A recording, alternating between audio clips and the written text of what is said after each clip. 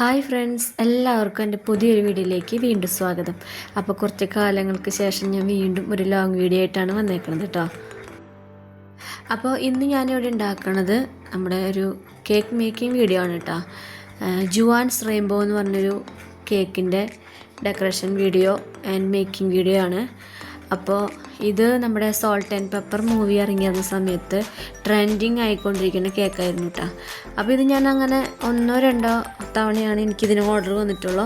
ഇപ്പോൾ ഇതാ വീണ്ടും ഒരു ഓർഡർ വന്നിരിക്കുകയാണ്. 1.5 കിലോൻ്റെ കേക്ക് ഓർഡറാണ് എനിക്ക് വന്നിട്ടുണ്ടായിരുന്നത്. അപ്പം ഞാൻ 1.5 കിലോൻ്റെ ബാറ്ററിൽ 3 ഭാഗമായിട്ട് ഡിവൈഡ് ചെയ്തിട്ട് അതിലേക്ക് ഒരു ഭാഗത്ത് സ്ട്രോബെറി, ഒരു ഭാഗത്ത് പിസ്തയും ഒരു ഭാഗത്ത് ഓറഞ്ചും കൂടിയിട്ട് ഉള്ള സ്പഞ്ച് ഞാൻ റെഡിയാക്കി എടുത്തു. അതായത് 1.5 കിലോ കേക്ക് ബാറ്ററിനെ 3 ഭാഗിച്ചിട്ട് അതിൽ ഓരോന്നിനും ഓരോ കളർ കൊടുത്തു. അതാണ് ഞാൻ ഉദ്ദേശിച്ചത് കേട്ടോ. അപ്പോൾ അതങ്ങനെ 1.5 കിലോൻ്റെ മോൾഡിൽ നമ്മൾ ബേക്ക് ചെയ്ത് എടുത്തേക്കുന്നതാണിത്.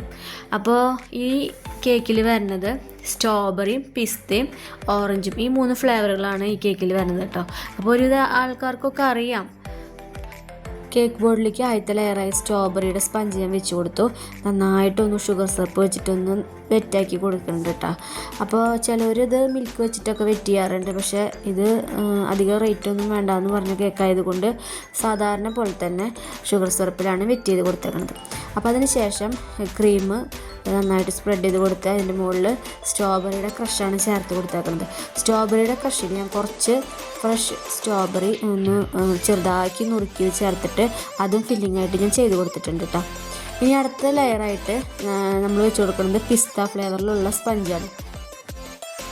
പിസ്ത ഫ്ലേവറിലുള്ള സ്പഞ്ച് വെച്ച് കൊടുത്തതിന് ശേഷം നേരത്തെ ചെയ്ത പോലെ തന്നെ നന്നായിട്ടൊന്ന് വെറ്റ് ചെയ്ത് കൊടുക്കുക.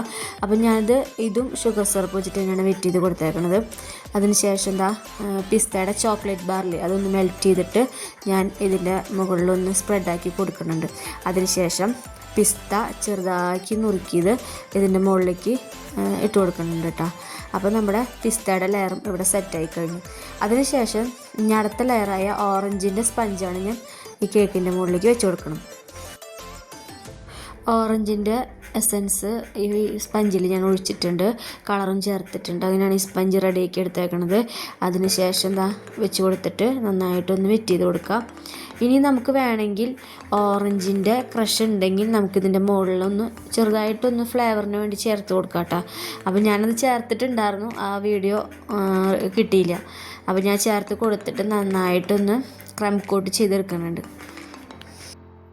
അപ്പോൾ എൻ്റെ വീഡിയോ ആദ്യമായിട്ട് കാണുന്നവരാണെങ്കിൽ ഒന്ന് സബ്സ്ക്രൈബ് ചെയ്യാനും ലൈക്ക് ചെയ്യാനും കമൻറ്റ് ചെയ്യാനും മറക്കരുത് കേട്ടോ.